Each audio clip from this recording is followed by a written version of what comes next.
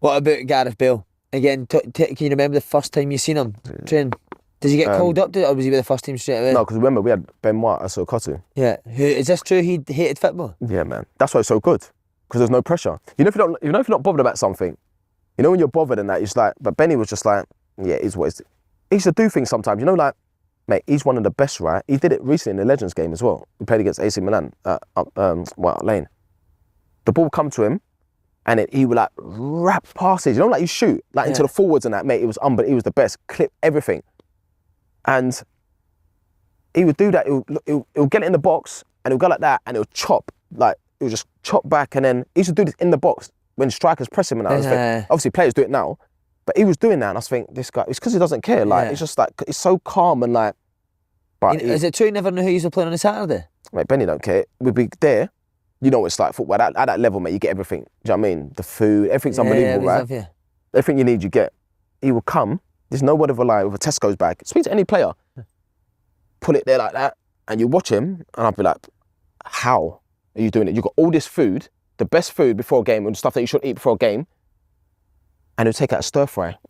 And he'll start eating his stir fry before the game and that, and I'm thinking, and no one go past him in the game.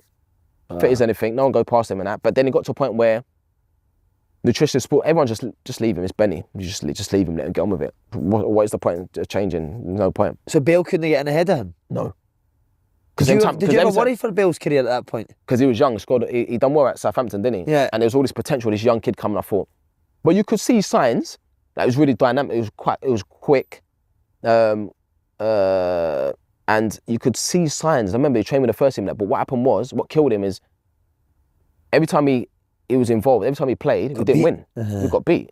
So he nearly went on loan, I think, to Forest. Harry's definitely the type of guy that notices that as he uses stuff like that. Yeah, mate. He nearly went on loan to Forest, and it was the African nations, I think. And then Gareth got into the team, done all right, done well, and he started getting the ball, and just like facing people up and just kicking it down, just kicking it and running past them. We see. You get kids that are late developers. Yeah. You get the ones that are early developers, and then they just like kick it past and just run. You got that big kid in the playground. That's what it was like. I thought, I've never seen anything like this. I see players do tricks, and Milan beat people, but I've never seen someone just knock it past people. He started doing that, nicked a few goals, blah, blah, blah, blah, blah. Time went on, went to San Siro, scored a hat-trick, and then that was it. After that game, I think... Were you playing that game in Milan? I was injured. Are you watching in the stand? Or in the house? So that was after the World Cup in South Africa, and I came back and I ruptured all my ankle ligaments in the England game. So I missed all the group stages. I remember at home watching it, and I remember what he done to Mike. Oh my God, it was like one of the best performances I've ever seen for a young kid. And then after that, I think they put a bid in straight after, 40 million. They wanted him because they'd never seen anything like it. Yeah. Talk about Champions League nights. It's one of the best performances I've ever seen. And then the game at White Hart Lane, knocking it past him and just running like off the pitch, and then, mate, that was it. I think that was it. I think people looked at him and thought like, nah, this kid's different. Yeah. He's unstoppable. Is he quite a humble kid? Yeah, he's like a big baby, Gareth. Yeah, honestly, he's just like a baby. He's not serious, messes about all the time, and then got to the point when he was established, and he had the 2 seasons. When he had the 2 seasons, scored all those goals, and he got PFA Player of the Year. Just before he went to Madrid, AVB was the manager. Yeah. He never used to train on a Friday, so we used to hammer him. I'd be like, we do the warm up on a Friday, then we play, young v old. Yeah. I'd be like, here he is, look, he's not going to train. He's on the side of the pitch like that. He's got the ball, and he's just chilling on the ball like this on the side of the pitch, and he's watching it. I'm saying, Gaz, are you taking the piss? Why are you not just playing? Just playing the game. Like, nah. Then he'll go in, and then we'll come in after training. He's on a massage bed. He's on a bed with Murph for 2 hours. He's getting like releases. He's releasing this and everything and that. And I said, look at him. I say, you're taking a piss. I say, as long as you win us the game tomorrow, like, we don't care and that. And honestly, on the Saturday, the guy's a machine. Like, he used to get it. Sometimes like me and Aaron gave me, I think, the most assists in my career.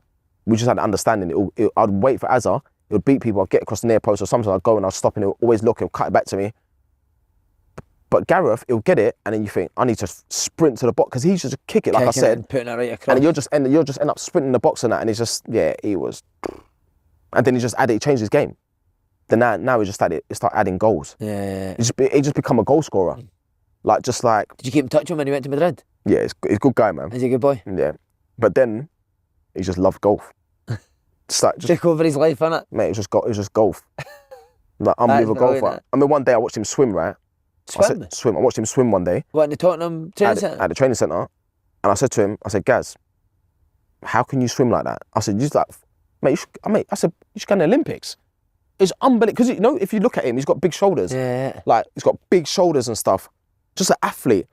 Watch him swim one day. I said, Gaz, I remember filming, I said, I've never seen anything like it. Like, it was frightening. And we used to do this run. And it was like pole. Say, like, around the pitch, and there's like pole here, pole. It was like a diamond. I don't know if it's a minute run or minute and a half run, and basically you have to just get back to your pole. You're in twos, and then once I get back, then you go. Yeah. I remember one day, watching him run, and you know when you watch someone run, and it looks like it's just effortless. The right technique, just dynamic, powerful. I thought, nah, this guy's different. The game's just easy for him. Like, it's just easy for him. And I just think if he's on it, like, do you remember the goal he scored against Barcelona for Madrid? Yeah, when he ran off the pitch. You don't see that, do you? Nah. Okay. You see Messi and Ronaldo. Ronaldo, when he first comes to step over them, Messi, like, the little touches and what he does is just like, similar to Maradona was the same. Yeah. But then in terms of like play, Thierry was a little bit like that, where he used to kick it past people and it was the easiest thing to do. But to do that and to add the goals as well. Phew. Singling out players, Harry, but who's the best player you ever managed? I suppose, you know, Gareth had a spell, Gareth Bale, you know, when I was at Tottenham with him, where he was just unplayable. You know, he had that spell when we went to Milan and he destroyed Maicon in both home and away. And I don't know if you know, Harry, it's 10 years ago today. Yeah, it was scary. The 3-1 win, the taxi for Maicon night. Yeah.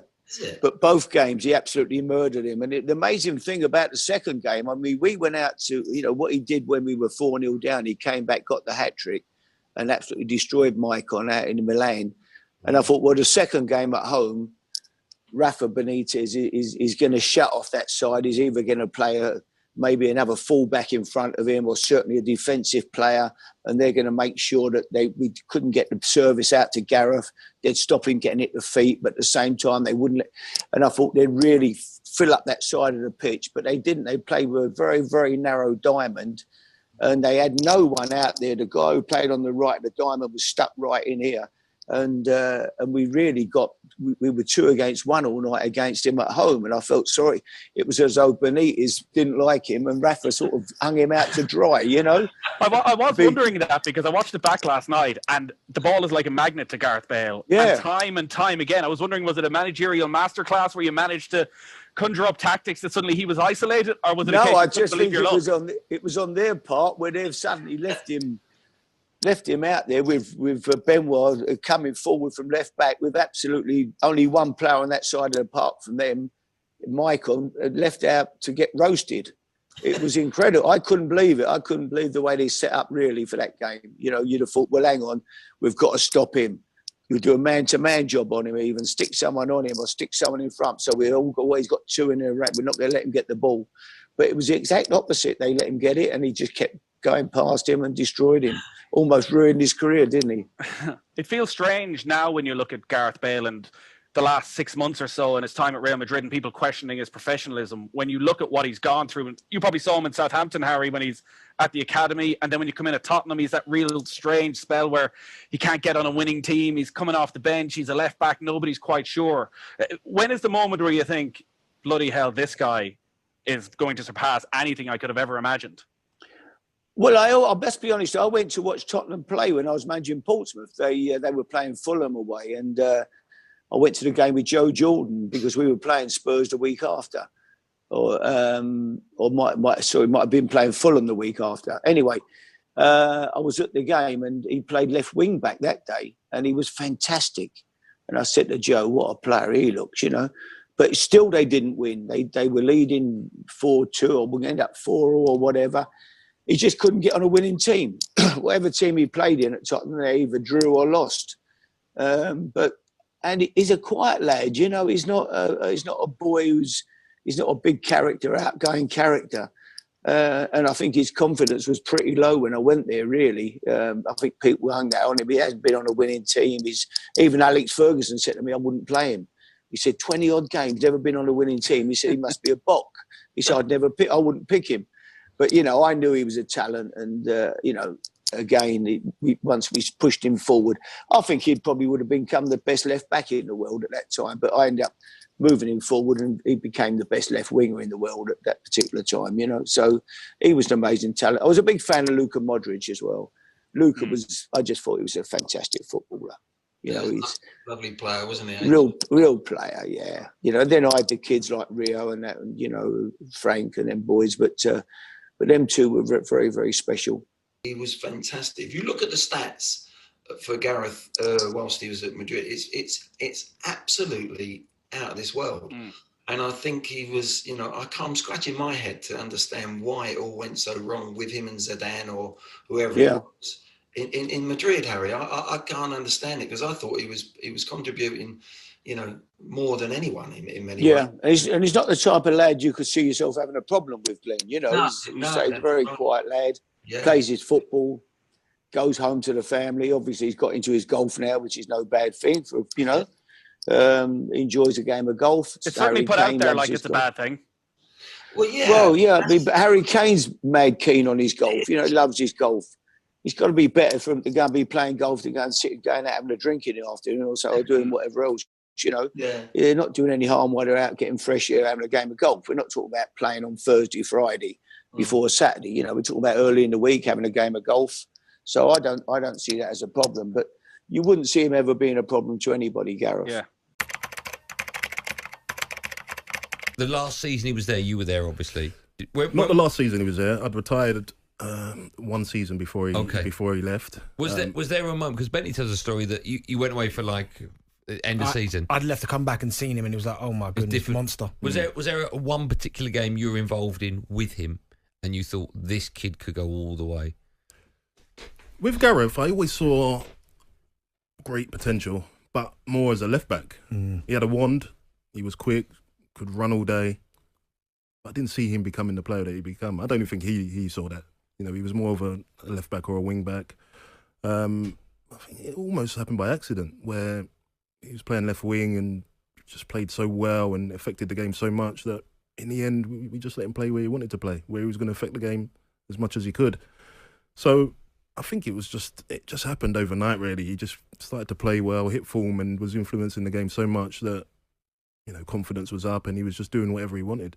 You're an ambassador for Spurs now, right? So you've been there a long time off the pitch. Yeah. Harry Kane, of course, you're very familiar with. A lot of people say that Harry Kane is Tottenham's greatest ever. Certainly goal scorer, we know that, but up there with Tottenham's greatest ever player. Where does Gareth Bale rank amongst great Tottenham players? He's definitely up there. Definitely up there. I mean, the season, I retired 2012. The following season, I think he was under AVB. Before he went to Real Madrid, I haven't seen a player during my time at Spurs perform the way he did that following season. I think he scored 9 winning goals. Was one of them that West Ham one? Yeah, that season. So you think about nine winning goals, and the points that's a lot of points, and the goals that he was scoring as well were ridiculous.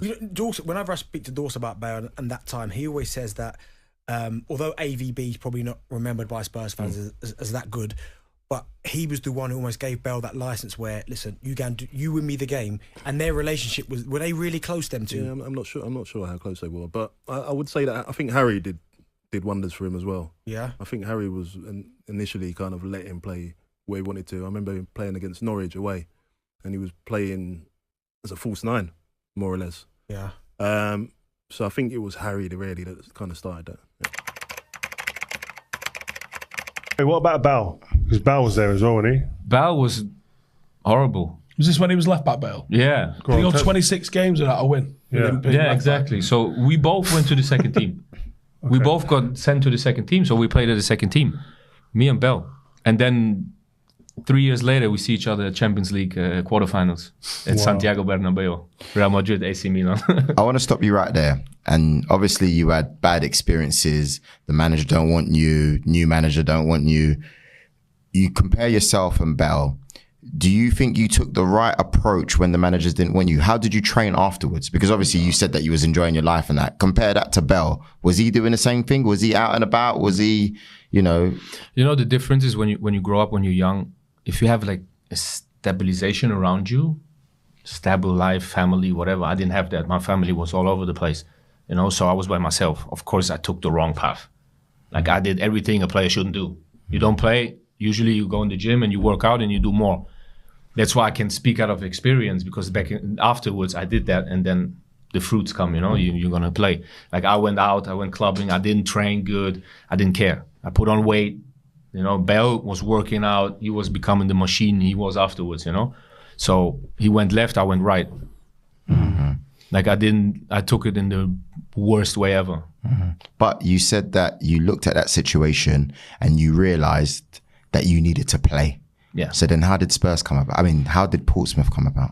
Yeah, then I went on loan to Dortmund with Klopp. That was good because he gave me a lot of confidence. He gave me a lot of energy. They didn't have the money to buy me at the end, but it gave me back the feeling to be a footballer. I was like, oh, nice, okay.